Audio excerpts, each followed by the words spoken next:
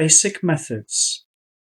Basic methods are those which allow one to attain such level of purification and development of energy structures of the organism, which would enable one to feel God, to learn how to attain Samadhi, the emotional states of intense bliss that occur during contacts of the consciousness with the Holy Spirit. These preparatory methods ensure further growth of the refined consciousness and develop its power, in order to come at the subsequent highest stages of work to the final victory, mergence with the Creator in His Abode. In Hindu and Buddhist traditions, these methods are known as Raja Yoga. Their variations were developed in Chinese Taoism and Muslim Sufism. They existed on the territory of Russia before its christening, which is clear from the high spiritual status of those who developed here spiritually. But the only spiritual practice of this level that is widely known in Christianity is the Jesus Prayer. Raja Yoga is based on working with the chakras, main meridians, and the cocoon. The purpose of this work is to cleanse them to transparency and to develop them, in order to connect through them with the divine level of subtlety.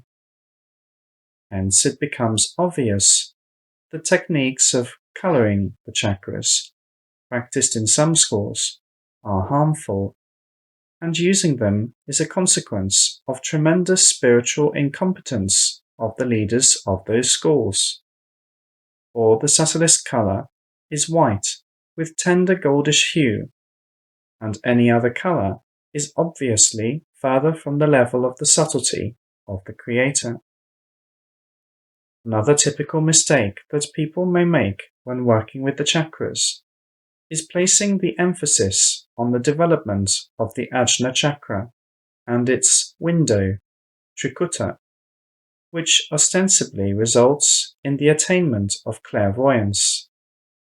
This tendency has a long history and originates in the incorrect interpretation of Krishna's words in the Bhagavad Gita, where he recommends channeling energy through the head. But from the next verses of Gita, it is clear that he meant the energy of Atman. However, in numerous schools, those leaders have not cognized Atman yet. Attempts are made to perform this with regular bioenergies. This results in activation of one of the coarsest, originally chakras, and as a consequence, in coarsening of the entire consciousness. Such people develop, in particular, a piercing, sharp, unpleasant gaze. A tendency like this halts them for a long time in their spiritual development.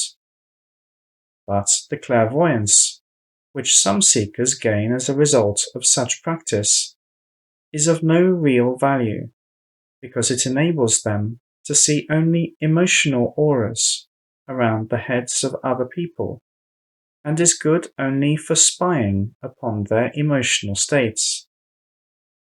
The truly significant clairvoyance is exercised by the structures of the lower bubble of perception, see below. Possessing it enables one to see energies of different levels of coarseness, subtlety, scale, in multidimensional space. As a result of gaining this kind of clairvoyance, one becomes able to observe directly various subtlest manifestations of the non-incarnate consciousness of God. Work on the development of the chakras and other fine structures of the organism is incompatible with taking alcohol, even in the form of kvass or alcohol-containing milk products, since alcohol destroys those subtle structures. Breaking this rule causes serious diseases. Work with fine energy structures as well as meditative trainings cannot be effective if the room in which they are performed is illuminated with fluorescent lighting, since it produces a coarse energy impact on the organism. One also must not wear synthetic clothes, because they block a significant part of the spectrum of bioenergies and distort the energy processes inside the body. The latter instruction does not relate to raincoats, which we put on only in case of rain. Watches and other metal objects should be taken off during the classes. Bioenergetic work makes watches magnetize and go out of order, while all metal objects create energy interference. We have already talked about the incompatibility of psychoenergetic trainings with eating killed food. If this rule is not obeyed, the energy structures of the organism get constructed of coarse energies. Practice at this stage of work is better performed in a group. The size of the practice room should correspond to the size of the group. Too big of a hall would be unfavorable, since the group energy will get dissipated in it. The first serious information of that which is known to us about the role and functioning of the chakras and about the methods of working with them was presented in the books of our school. The fantasies of Aurobindo Ghosh regarding this subject, which were set out in his books, are completely baseless.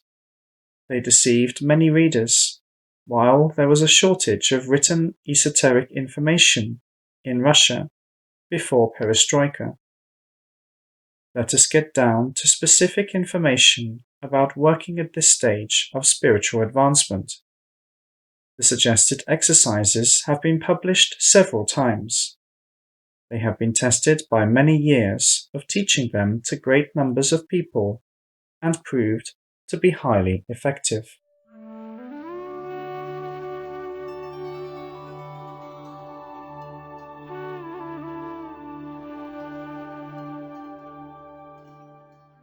Cross of Buddha. It is good to start each practice session with emotional attunement and purification of the energy of the surrounding space. For this purpose, there exists a wonderful technique known as the Cross of Buddha. It is performed in the following way. For the best performance of this exercise, we have to accept the so-called student posture. We sit down on the heels, holding the spine straight, toes looking backward, and the palms of our hands resting upon the thighs. Then we send waves of our benevolence and love from the chest forward, saying mentally, "May all beings have peace. May all beings be calm. May all beings feel bliss." We produce each of these three states inside the chest first, and then radiate them forward. Then we repeat this to the right, to the left, backward, up, and down. This is a powerful technique that allows us to bring harmony to ourselves, to the surrounding space, and to the living beings around us.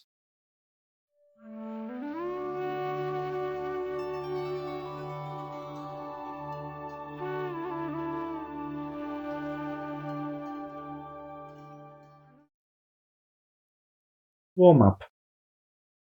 After this, especially at the first few sessions, a very important element of practice would be a physical warm-up, which not only allows us to cheer up the energies within the body and to get rid of unnecessary mental dominance, but also teaches us to concentrate the consciousness in the working parts of the body. The latter will come in handy in the future when we will be working with the chakras. Let us stand up. By making paddy movements with the legs and the trunk, we swing both arms back and forth and then rotate them simultaneously. Concentrate in the shoulder joints. Visualize light emerging and growing brighter inside the joints. Tense the muscles of the arms. Bend and unbend the arms repeatedly in the elbow joints. Watch white light gathering from the entire body to the working muscles. Extend the arms in front of the body. Move the relaxed wrists quickly up and down. Tense the fingers. Bend and unbend them. Move the wrists while tensing the muscles of the forearms and wrists. Then let go of the tension and relax the entire body. Bend the head from side to side while keeping the neck relaxed. Roll the head over the shoulders, making a circle. Turn the head to the right and to the left around a vertical axis. Imagine that the neck segment of the spine is an axle and the cervical vertebrae are balls stringed on it. See a beam of white light coming up the axle. Tense the muscles of the neck. Repeat the same exercises, but this time with the muscles of the neck tensed. Imagine a stream of white light, diameter of the neck wide, rising through it. Again, relax the entire body. Shift the head from side to side while keeping it vertical and without moving the shoulders. Then rotate the head in the same manner.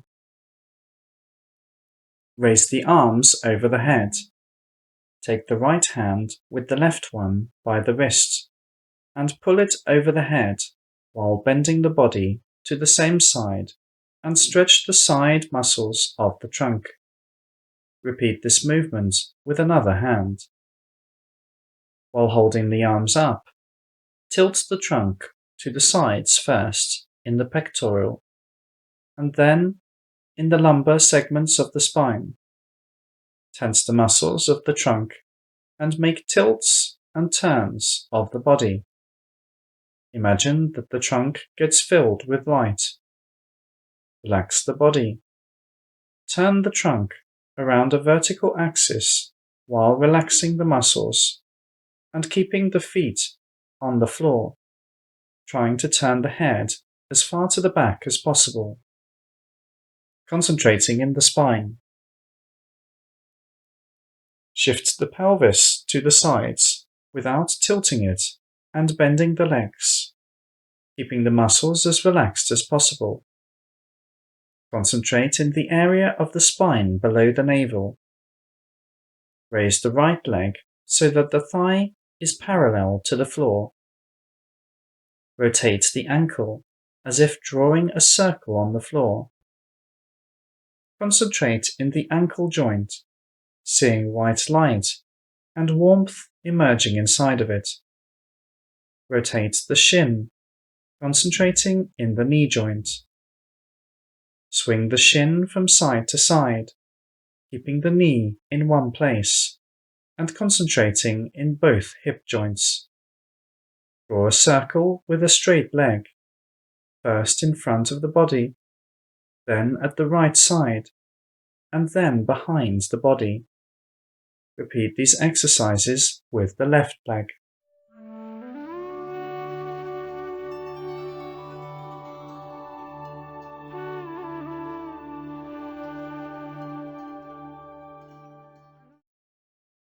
Relaxation asanas.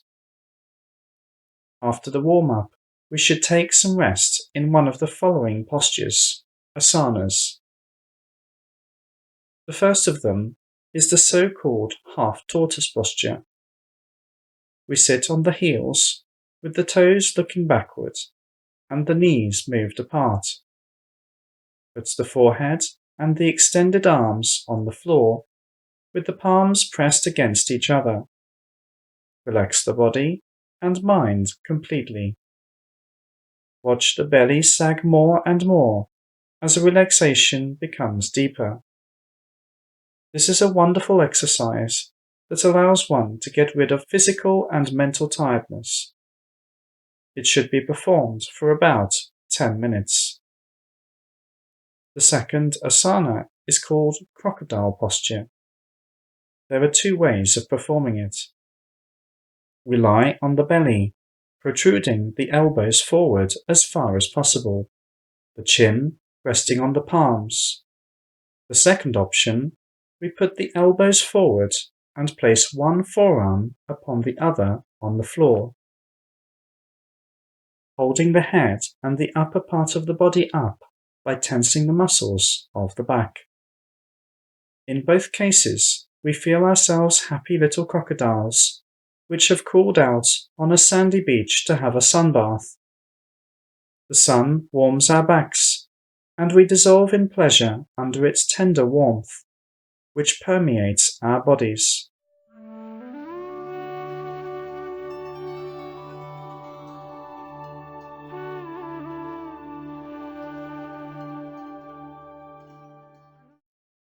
Pranayamas. One has to perform the bioenergetic purification both of the organism as a whole and of its separate segments, corresponding with the chakras. There are a lot of purification techniques, and each of them allows one to get rid of the next portion of impurity, which means elimination of diseases, overall improvement of health, and getting closer to the ultimate goal. Now I will describe a few general purifying exercises of pranayama type. We perform them in standing position. First, bend slightly to the right, so that the right arm hangs freely without touching the body. Try to feel the arm thoroughly from the shoulder joint to the wrist. Imagine that a pump chamber to which air light is being fed through the arm, like through a hose, expands in the chest with every inhalation and contracts with every exhalation. Special attention should be paid to exhaling. Try to achieve a high clarity of sensations. The hose must be as thick as the arm, and nothing should prevent the air light from moving freely through it. Then we perform the same exercise with the left arm, and then with each leg. The hose must come down from the chest to each leg through the corresponding side of the body. Place images of 2 big barrels under the feet. Let one barrel be empty and the other full of white liquid light. Touch this light with the foot hose and pump it through the body pump into the other barrel. With each inhaling, the pump chamber inside the body and the head is expanding, drawing the light from the full barrel through the leg. With each exhaling, the chamber is contracting, the light pouring out through the other leg into the empty barrel. Thus we cleanse the whole body from inside. When the barrel with light gets empty, fill it up again and overturn the content of the other barrel into an image of fire, so that all dirt that has streamed out burns. Turn the body around over the barrels and repeat the exercise with another half of the body. Then do the same, but this time placing the barrels under the hands. In this way, we have to attain a feeling that the whole body is filled up with bright white light. After performing pranayamas, we have to rest in one of the relaxation asanas.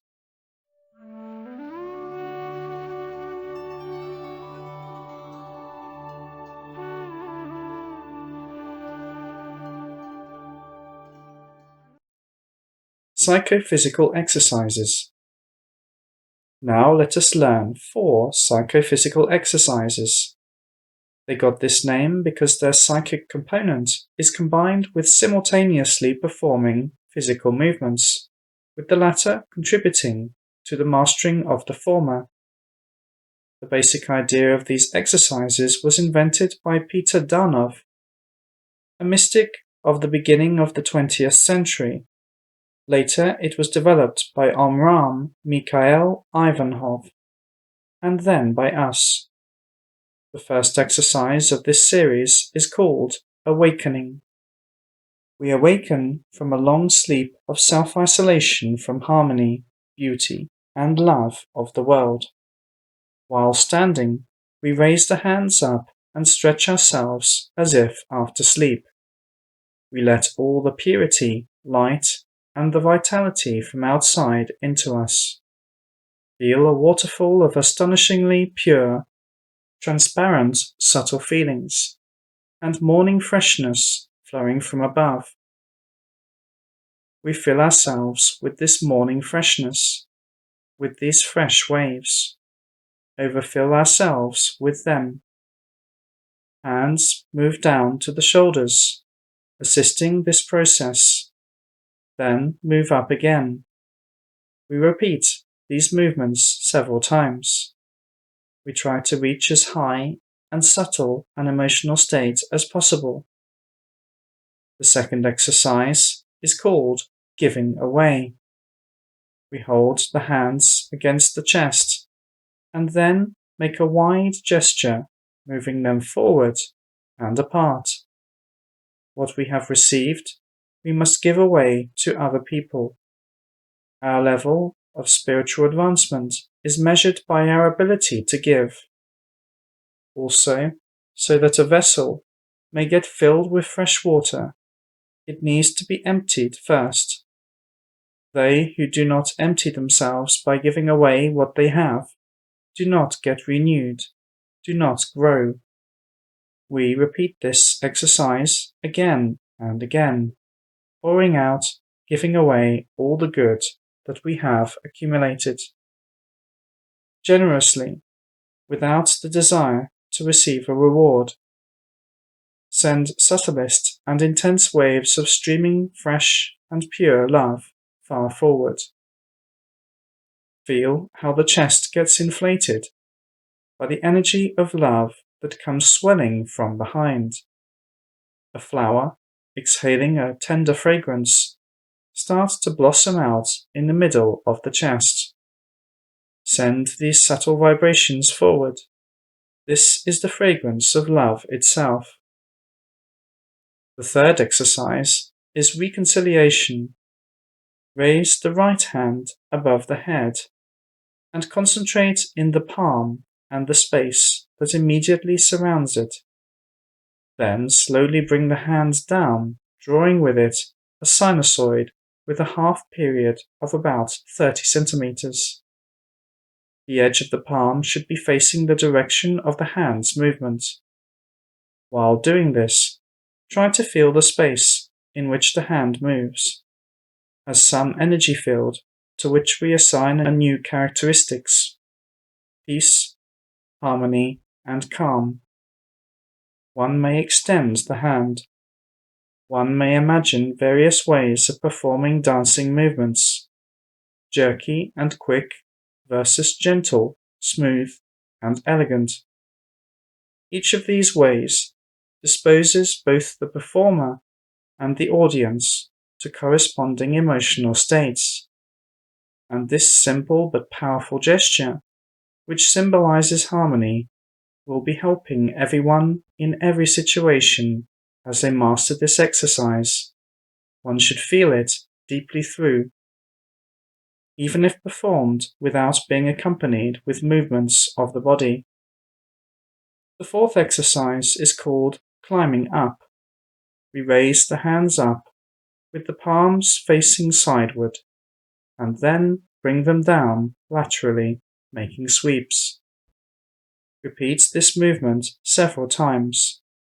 With each sweep, we hatch out of another coarse envelope, as it were, and become lighter, purer. We rise to the source of the light above, to the sun. It becomes very close to us.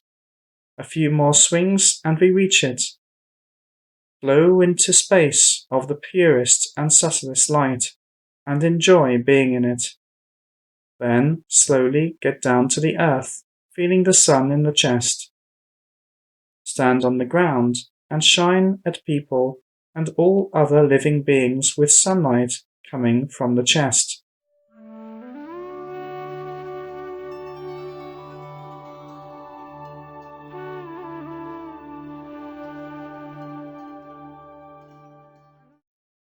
Shavasana. All sessions involving work with the chakras and meridians must be followed by a relaxation exercise called Shavasana. It allows one to rest from bioenergetic work, which can be very tiring, as well as to get rid of bioenergetic defects that have not been eliminated yet. Shavasana is the relaxation of the body and the mind in the position of lying on the back. We lie on the back and make sure that we feel comfortable. Nothing should distract us. Then we begin to relax the body, starting with the toes.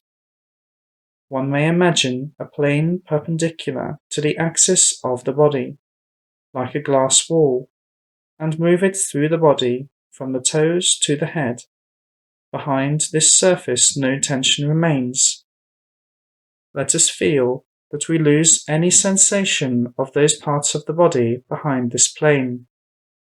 We alienate them, saying mentally, "This is not mine. This is not mine." If we regain sensation of any part of the body, we move the plane through this section once again. After the plane has passed through the head, we may experience the following states. The first state. The self-awareness vanishes. We fall into something resembling a deep sleep. But this is not sleep. The self-awareness is regained in about 18 to 20 minutes. We feel thoroughly rested, as if after a long deep sleep. This is quite a blissful state. One does not have to stand up abruptly, but just enjoy it. The second state. The self-awareness is retained, but absolute peace comes to us. We may scan the entire body with the inner sight. We may enter the inner space of the body from below and see light and dark regions. Grey or black colors mean disorders on one of the energy planes, which correspond to the manifest or still latent stages of diseases. We have to try to gather all the dark stuff in heaps, as if with a rake, and throw it away from the body.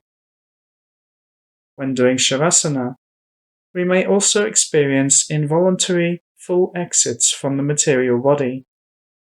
We may suddenly become aware of ourselves being in a usual form, but in an unusual position. For example, soaring above the floor, or standing on the head, and so on. There is nothing to worry about, though. Once we feel like getting back into the body, we will find ourselves there right away. But under no circumstances one is encouraged to perform such exits. These are exits into a coarse space dimension, into the so-called astral plane.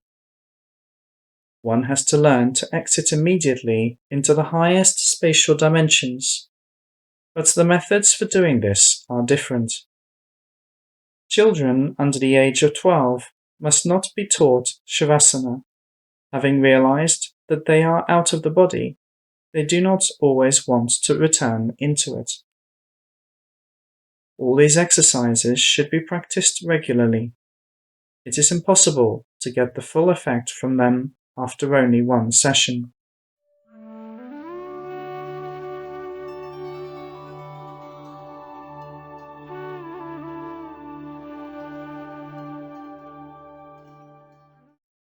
Latihan, baptism in the Holy Spirit.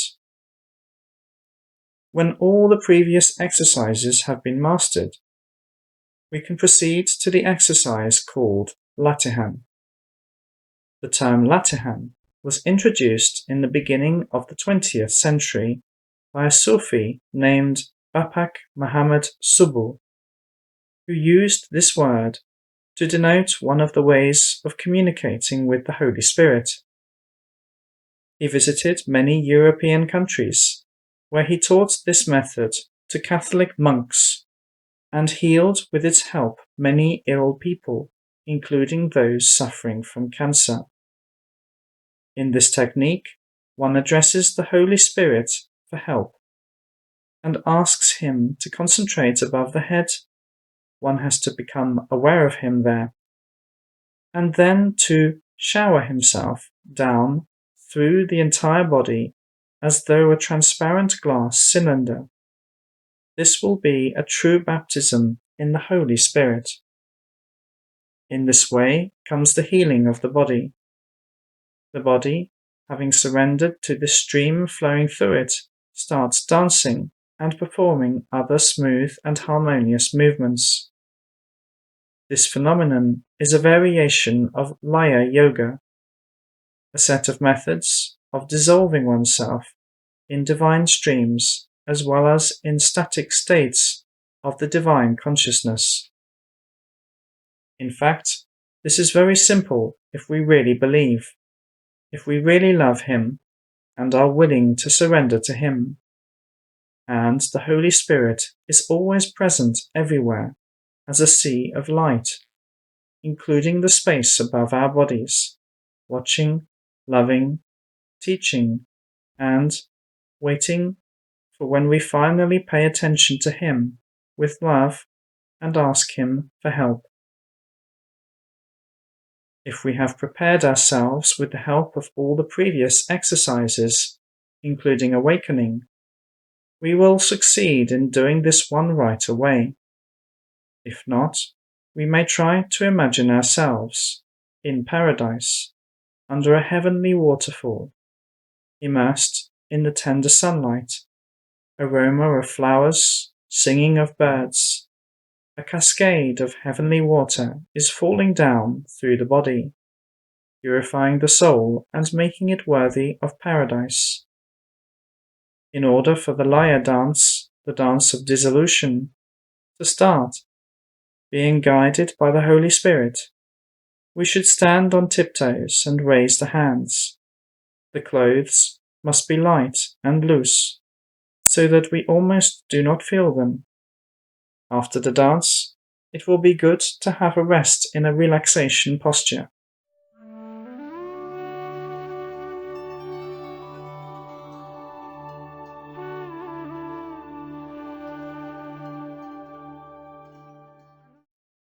Cleansing of the chakras, opening of the spiritual heart. Upon achieving the mastery of the above said, we can get down to the cleansing of the chakras. The condition of the chakras is closely interrelated with the condition of the physical organs located in the corresponding parts of the body. Chakras play an important role in supplying the organs with energy, while diseases of the organs negatively affect the condition of the chakras. For example, the following chakras are responsible for the following organs: Anahata, heart, lungs, arms, and mammary glands; Manipura, among other organs, stomach and other structures of the digestive system; Svadhisthana, the organs of reproduction, urinary bladder, legs, and others; Sahasrara, forebrain, hemispheres; Ajna, the rest of the brain, as well as eyes, ears, nose, and nasopharynx. Vishuddha, the entire neck, thyroid, both jaws, including teeth and others. The border between the spheres of influence of Ajna and Vishuddha coincides with the palate. Let us get down to work with the chakras. There exist certain combinations of sounds, a sort of mantras, singing of which contributes to the development of the chakras by producing resonant vibrations. Mantras will also help us attain clear sensation of our chakras. Here are these mantras. For Sahasrara, Am. For Ajna, Vom. For Vishuddha, Ham. For Anahata, Yam. For Manipura, Ram. For Svadhisthana, Vam. For Muladhara, Lam. One has to sing these mantras gently, producing high-frequency sounds, taking female voices as a pattern for the pitch, but not in a loud voice, at the same time concentrating in the corresponding chakras. When moving the concentration of the consciousness into the next chakra, one should enter it from behind the back or the nape of the neck, as if getting into a cell or a niche. One has to repeat the whole set of mantras several times, trying to achieve clear perception of vibrations in all chakras. This exercise must be practiced every day. When there is no possibility to sing the mantras aloud, one may sing them mentally to oneself, but only after mastering singing them aloud. Let us pay maximum attention, both at this and the next stages, to work with the Anahata chakra. Just doing this makes life brighter and more joyous. If the very subtle and gentle singing of the mantras for chakras has not been mastered, no further work can be successful. Men usually are the ones who have this difficulty, especially frequently, since subtlety is often unknown to them. The following recommendation may help them. Take some water in the mouth and start gargling so that a gurgling sound can be heard. Bring the water lower down the throat. The sound must become higher. Let it reach as high of a pitch as possible. Those are the notes at which one has to sing the mantras for chakras. Let us learn another method of cleansing and development of the chakras. Visualize behind the Anahata a white, shining, three-dimensional figure formed by 4 equilateral triangles with joined sides. This figure is called a tetrahedron. Insert this figure into each chakra, one chakra at a time, from behind, with one of the tetrahedron vertices looking forward, while rotating it rapidly counterclockwise, looking from behind, around a horizontal axis coming from back to front. For the 2 outermost chakras, the rotation of the tetrahedron must be performed around a vertical axis. In case of Sahasrara, the vertex of the tetrahedron must look upward, while in case of Muladhara, downward. The direction of the rotation of the tetrahedron for these 2 chakras must be counterclockwise, looking from inside the body. Performance of this exercise will be easier if we combine it with blowing of the corresponding mantra into each chakra. All exercises with the chakras described above, as well as with meridians, which will be described later, are more efficiently performed while standing. But there is a simple exercise with the spiritual heart that everyone may try doing without any preconditions. Imagine that your head has moved into the chest. Feel the nose, the forehead, the lips. Move the lips. In order for the head not to rise to its usual position, we may imagine that we put a hat on the head. Then follows the most important thing. We need to open the eyes and to blink the eyelids there. From now on, learn to look at the outside world from the chest. The world will look completely different. Not as tough and hostile, but as subtle, tender, and responsive to the emotions of love. This is what is called opening of the spiritual heart. As we can see, this is quite easy to do. The only thing required here is one's will. Later on, one needs to learn to look from anahata not only forward, but also backward. One has to perform the exercises with the chakras and all further meditative trainings with open eyes. You may try to find out yourself. Why? Having mastered this, we have to do the same with all other chakras.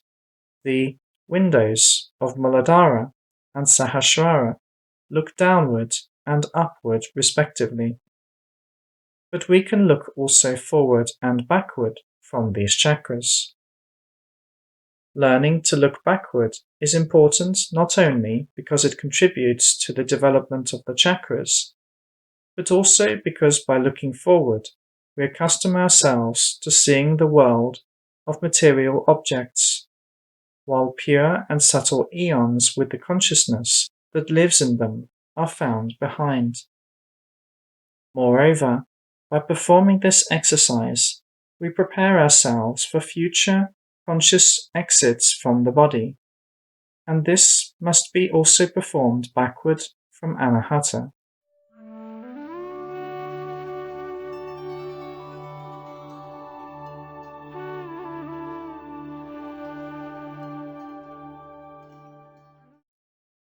Exits from the body. A great number of mystics of various countries and cultures get deceived by learning to exit from the body forward or upward. This manner of exiting from the body gets them into a certain sub-layer of the astral plane, depending on their own status on the coarseness subtlety scale, a rather dense eon, which is closest to the material world. From the astral plane, one can very easily see the material world and people with their thoughts. This comes along with the possibility to spy upon them, play jokes on them, or influence them in some other way. This turns out to be interesting and exciting. But when the body of such a person dies, he or she stays attached to material objects. He or she did not get any closer to God, and the incarnation was spent in vain.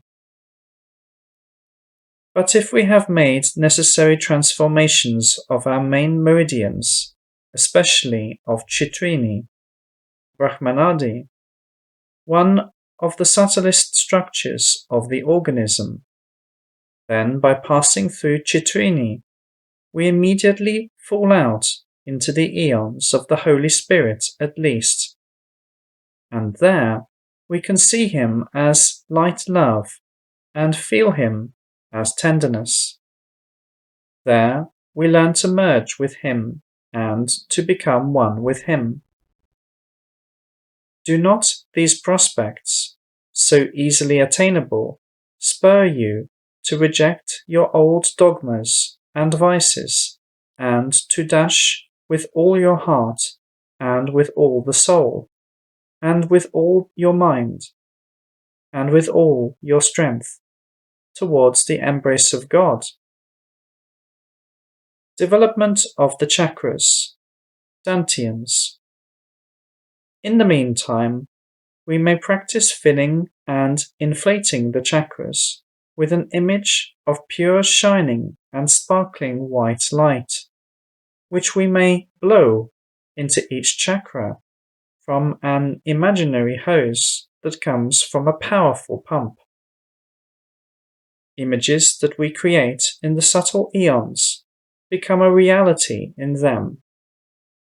Not only can we cleanse our energy structures with the help of these images, but also heal other people by eliminating black areas of diseases and even by performing surgeries using images of various surgical instruments.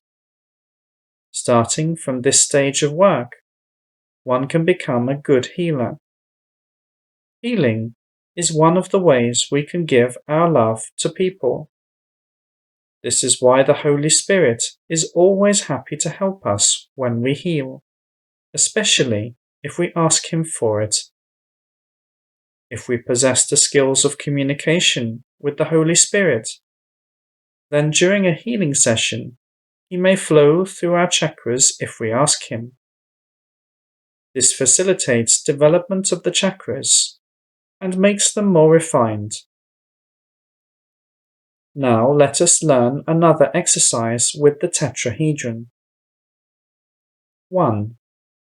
Rotate an image of the tetrahedron behind each chakra as a dentist's drill. 2. Then insert it into the chakra like in a cavity of a decayed tooth. Dirt flies out in all directions. Wash it down with an image of a shower. 3. Increase the size of the imaginary tetrahedron.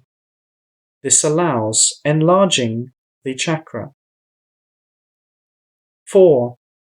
Upon working all the chakras through, take a shower and perform Shavasana.